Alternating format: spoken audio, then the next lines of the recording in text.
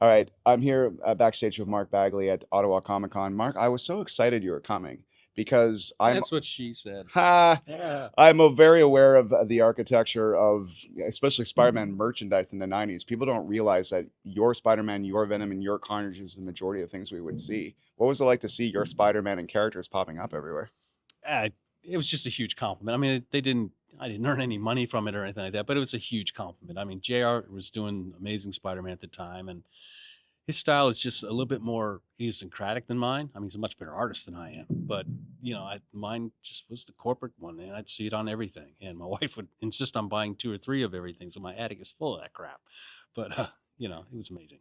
Well, speaking of amazing, you did Amazing Spider-Man in the '90s, but Ultimate Spider-Man would take the 2000s or the aughts, as the kids say, by storm, and not Johnny Storm, but by storm.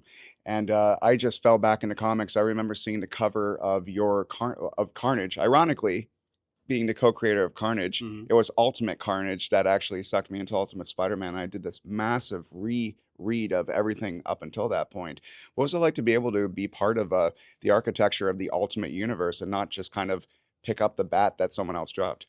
Uh, it was really liberating to be, you know, to have that be my Spider-Man. And he's not he's Steve Ditko's and Stan Lee Spider-Man, but to have that version of him, when I drew Amazing, I never felt like I was like, I'm not John Romita and I'm not Gil Kane and I'm not Ditko. And so it never felt like I could live up to that sort of thing, in my mind anyway. But being on Ultimate, it really was a freeing experience knowing that, this is my gig and everybody knows it's my gig, and having it be just self-contained. That was my one of my biggest frustrations about doing Amazing Spider-Man was it was a constant crossover thing between the four books that they had, right? It was spectacular and Yeah, that Ash. Clone Saga was 3 times as long just Yeah. because of all the extra Yeah, issues. and you never got to, either start and finish a story, and that's so to have it just be this self-contained thing, Yeah. was always just a real pleasure. And to work with Brian Michael Bendis, such a cohesive writer too, because the Clone Saga, there's a lot of cooks in that kitchen. Hmm. So, to just be a two-man team, that must have been much Yeah, more yeah, it was. artistically fulfilling. Yeah, absolutely, absolutely. Yeah, so we didn't depend upon anybody else.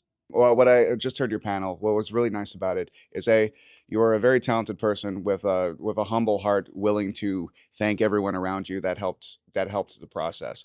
I've never in my life, with the exception of Chasing Amy, have heard anybody praise an inker as much as you. Well, the first time I was ever inked was that Night Mask story that I did for New Universe. It was the first comic job I ever had, and Mhm. Night Mask is this good-looking white kid. He's got a moon on his head, and I he's a handsome kid, and Hmm. so I'm drawing him. I mean,